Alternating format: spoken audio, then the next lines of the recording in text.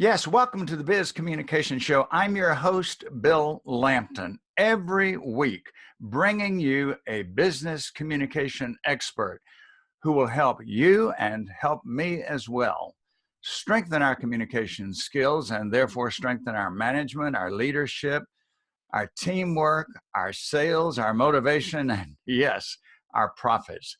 Today, I'm delighted to bring you Mandy Edwards, a social media and marketing expert. Mandy is a very proud graduate of the Terry College of Business at the University of Georgia, and she holds the distinction of having been named one of the top 40 under 40 years of age graduates of the university. That is a distinct honor. She's also a proud Georgia Bulldog fan. Mandy started her career in newspaper advertising. She's done marketing after that for Chick-fil-A and for Brewster's Ice Cream. And then in 2011, she decided to take that brave step, become an entrepreneur, go it on her own. And so she formed her company, ME Marketing Services. She says, "My heart is in serving businesses." And so she does that through consulting, training, and managing social media. Her work has been widely recognized in Huffington Post, for example, Forbes magazine. And coming to us from Statesboro, Georgia, we now welcome Mandy Edwards, a social media and marketing expert. Hi, Mandy. Hey, Bill, how are you? Fine. Delighted that we could connect and have 20 minutes talking about social media and marketing. And when we think about social media, one of the first questions that comes to my mind, I'll bet you people have asked you this question a lot when they find out what you do. Well, Mandy, my business is going okay. What's the advantage? Why do I need to learn this social media stuff? What would be the benefits for me? What answer do you give them? That's a question I get quite a bit. That's true. What I usually will tell businesses when they ask me that is, with the age we're in now, everyone is online. They've got smartphones in their pockets. They sleep with them next to their bed. They're online communicating with their friends, their family. It's, almost kind of sad that face-to-face communication and written communication is kind of going to the wayside, where everyone is sending each other snaps on Snapchat or text messages, or they're on Facebook, swapping pictures and video. And for businesses, I tell them, you've got to go where your audience is. And right now, your audience is on social media. So it's kind of, you've got to go where the masses are. And from there, it'll start clicking for them, that they're like, yeah, that's true, because they think about their own habits and what they do. And you've got to adapt or change, adapt, or you won't survive. You can look at the newspaper industry. How many of those have fallen by the wayside because they failed to keep up with the digital movement? And so, for businesses to thrive these days, they have to do something on social media, or people, will forget about them. For example, I think you could ask these people who pose that question to you, when's the last time you looked in the yellow pages to find something? Exactly.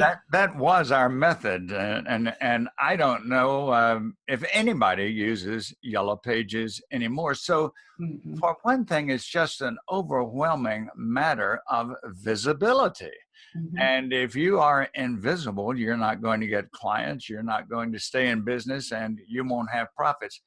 Thank you for that. Now, let's just give a thumbnail sketch of the major social media, maybe a couple of sentences from you about what would be the purposes of each one, the benefits of each one as well. Let's start with LinkedIn.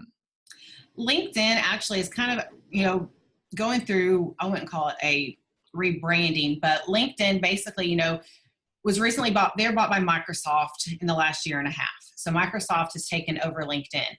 And prior to Microsoft buying them, LinkedIn was for, it was basically a way for business professionals it was their social space where they could get together, they could connect. It's still a huge recruiting tool used by recruiters nationwide. And they added some different features along the line, through the years, like articles, groups, all that. But in the last probably 6 to 9 months, there's been a resurgence with LinkedIn. And this year, it's one of the trends that people are going to kind of come back to it on the professional side, where it's back to that business professional online networking that hadn't really been there for the last year and a half, 2 years. And there's going to be a resurgence. You're going to see groups getting more active again. So it's kind of your more business, I call it the business Facebook, for lack of a better term to describe it.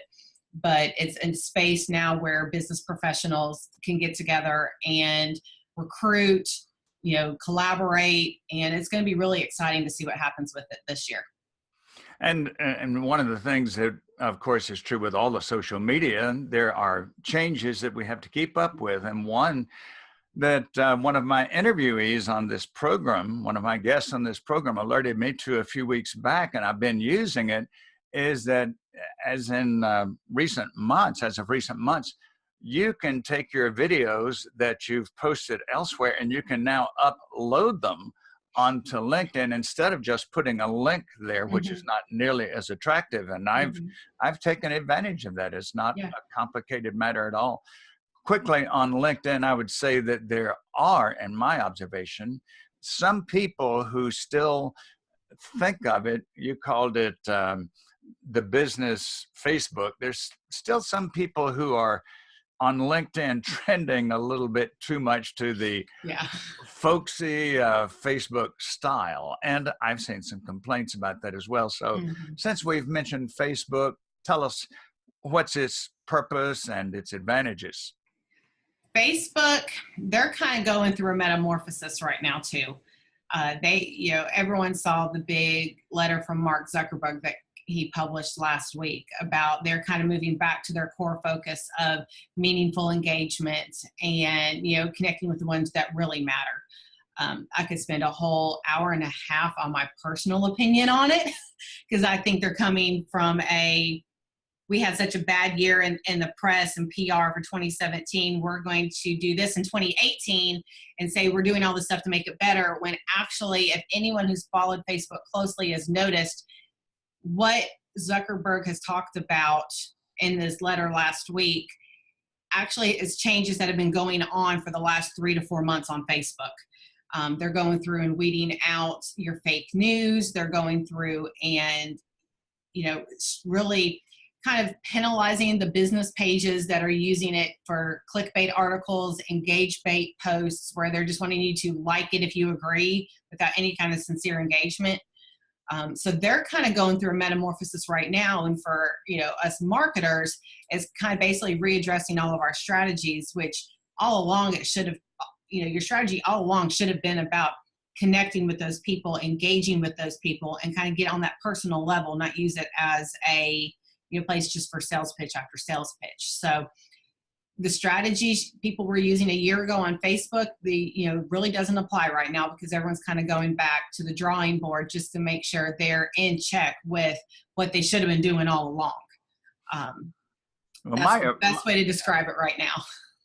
My approach has been, and I think it's an approach that a good number of business professionals follow, is that it's ideal to have your Facebook personal page and also then to have your Facebook business page. And so that on your Facebook business page, it can border to some extent on what LinkedIn would be, although you can still put a good bit of personal items there. But your Facebook personal page, yes, you can put some business items there, but it's primarily to get you know you as an individual, right? Correct. That's the reason why they have pages. And several businesses were making personal profile accounts for that business, and Facebook has shut those down. So they're really trying to drive the whole personal aspect of it. And the business page is great. You can share, like for me, owning my own business, I don't share, I make it pretty much, hardly ever do I share anything business related on my personal, and I hardly share anything personal on my business. I try to keep both of them separated, which business owners and businesses themselves should do that. There's a platform for each, because people are friends with you on Facebook because they want to be friends with you, not to, find out, get sales pitches blasted at them. And they follow your business page because they want the information your business is posting because they see there's a value to it and they find it educational. So it's kind of but then there's some that they crisscross, and it can get kind of messy sometimes. Well, you've brought up something that I think applies to all the social media, and we're going to talk about a couple of others. And that is that the minute you connect with somebody, you do not want a pitch from them. Yeah. And in my own case, when someone connects with me on LinkedIn, if 2 hours later I get a message, "Hi, Bill, great you connected. Here's what we do, and Yep. you can be our next customer," and blah blah blah. I just disconnect those people because they don't get it. Mm-hmm. It's still true that we do business with those people we know, like, and trust. Mm-hmm. And you don't know, like, and trust them just because you've connected with them. My friend Terry Brock in Florida often in his presentation says you don't go into a bar, sit down next to a nice looking lady, buy her a drink and say, "Would you like to get married?" That's a good way of putting it. Yeah, it is. All right. Companies say, I'm sure to you, what's this blogging business all about? Some of our competitors have blogs. What the heck is that? And how do I go about it? And what should I put on there? I think blogging is important for businesses, and there's several different reasons behind that. One being, you can use the blog as a way to showcase your expertise to people who are finding you on the web, or it's something, it gives you content to post on social media, but it gives you a space where you can sit and show people your expertise. You can give them tips, tricks. It's a way to kind of showcase knowledge and showcase your business, but also informing and entertaining the followers that you have. At the same time, when you publish new content onto your website, you're giving Google another reason to come back to your website. And so it helps you on the search engine SEO side as well, because every time you publish something new, Google's alerted. And so they send their little, I kind of see those like little spiders, their little bots, come back and crawl your website for that new content. And that will kind of build up your website's history in Google, the credibility in Google, which helps you be found a lot easier, for people searching you. But blogging, I mean, there's a lot of content out on the web. There's a lot of content saturation. I work with my business mentor, Mark Schaefer, and he writes all the time about content shock and content marketing. And there's an oversaturation of content out there right now. And it's with your blogging, you have to distinguish yourself from everybody else. What makes you unique? What makes your business unique? Is it your writing style? Is it the content you put out? But if you do, tackle blogging, you have to do it consistently and regularly. And I know from it's hard for me to tell everyone they need to do that when sometimes I struggle to get something out every single week. But with blogging, everyone, I say start small. Start with 1 or 2 posts a month and, work up as you get more comfortable with it and as you develop more content.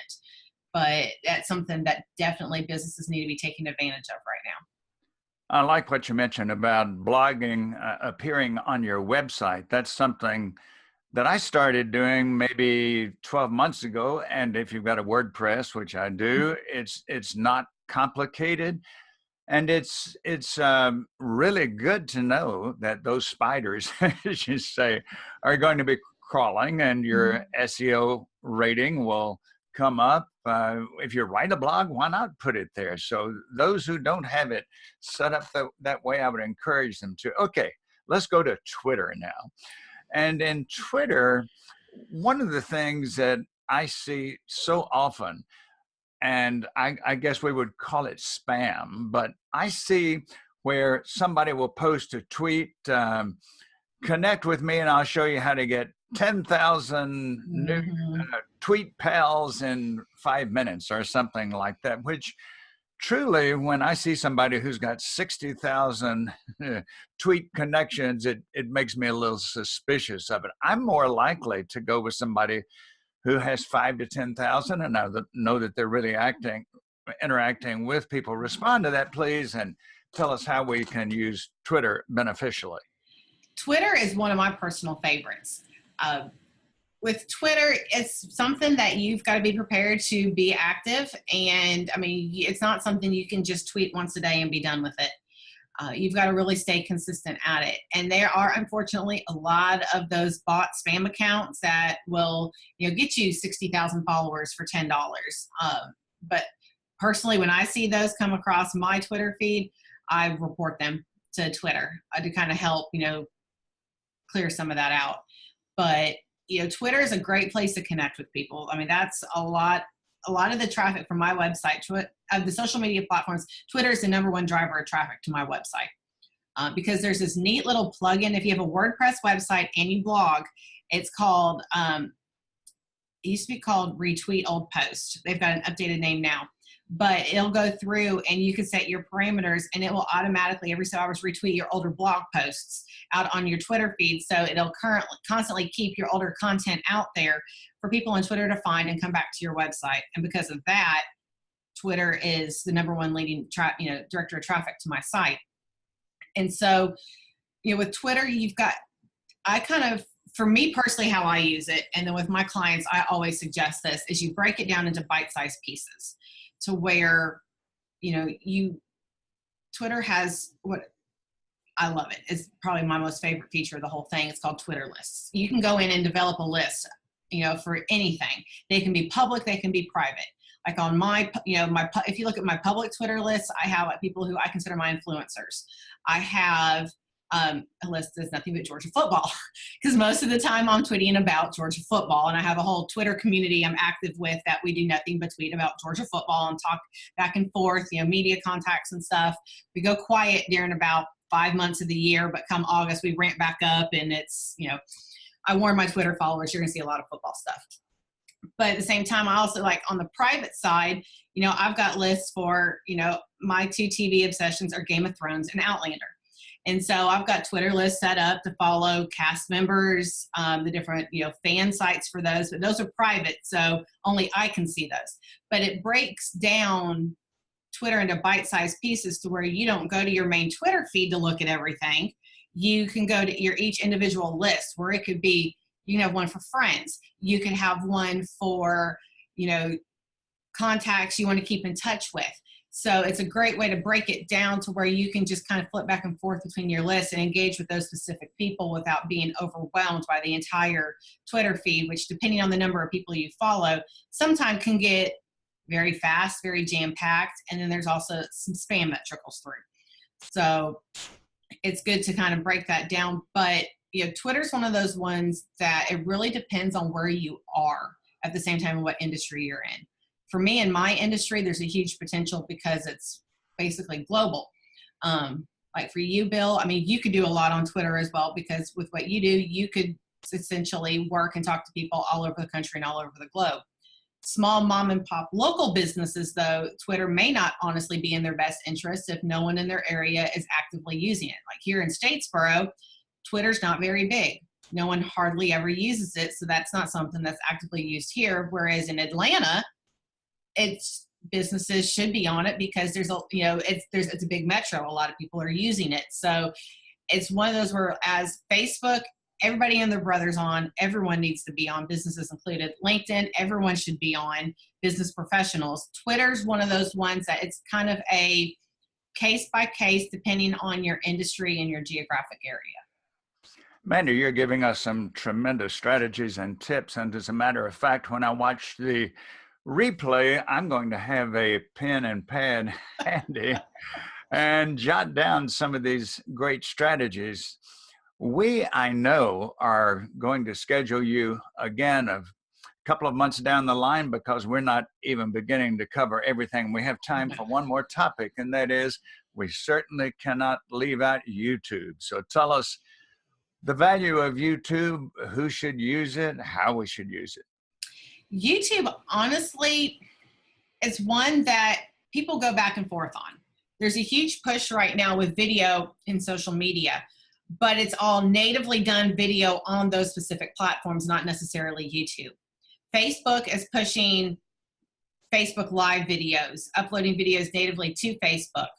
Twitter, now you can do Twitter, be live on videos on Twitter and upload your videos directly to Twitter. Instagram, you can do Instagram live videos. The videos you can upload are very short, and now LinkedIn's letting you upload videos. the social platforms are kind of getting away from really kind of utilizing YouTube, because for Facebook example, when you share a YouTube link on Facebook, it's not going to get hardly any reach. But if you took that same video and uploaded it natively to Facebook, you're going to get 100,000% more views than if you shared the YouTube video link. So platforms are putting more focus now on natively uploaded videos as opposed to just sharing the YouTube link around. Twitter, you can still share it. They don't really do much about that. But Facebook, you don't want to put YouTube links on. But YouTube as a platform as a whole, a lot of businesses are using it kind of as a video library, so to speak, to host their videos. There's some that are using it and they have their own YouTube shows and doing most with that. But YouTube has kind of morphed into its own thing in itself. It's not necessarily considered so much a social media platform. It's more of a video library, video kind of, if you do weekly video shows, you can, put them there, host them there, and then, refer people to come, subscribe to your YouTube channel and watch them. But the actual videos themselves, it's where social media is getting away from, sharing that link around.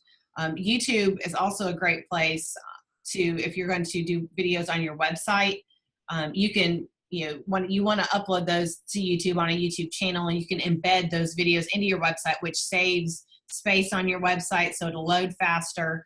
So that's a plus on YouTube. But a lot of people now are most video strategies are kind of gearing almost away from using YouTube itself as a social platform, and more of a kind of video hosting type of program. Mandy, what a terrific overview you have given us, with some depth as well, of these particular social media we talked about.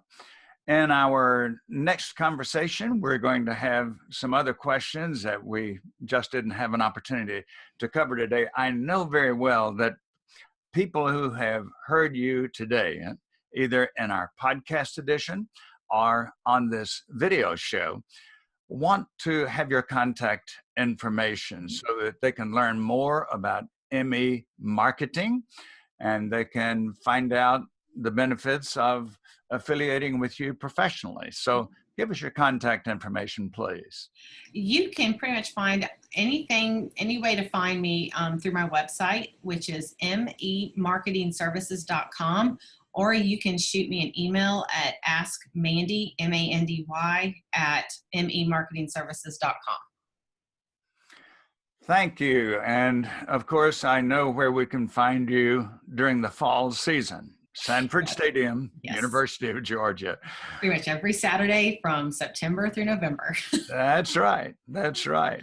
Mandy, wonderful job. We appreciate it so much. And since you've given your contact information, I'm happy to share mine. Bill Lampton, the Biz Communication Guy. So logically, my website is B-I-Z, bizcommunicationguy.com. Invite you to go there, discover my services for corporations and for individuals. Sign up for my newsletter, and you will get constant tips and strategies that will strengthen your communication skills. Thank you very much, those of you who joined us on podcast and those who did on video. Again, next week, we will bring in a prominent professional who will give information that benefits us tremendously. Mandy Edwards, Statesboro, Georgia, thank you again. Thank you. And thanks to everyone who was with us today. I'm your host on the Biz Communication Show, Bill Lampton.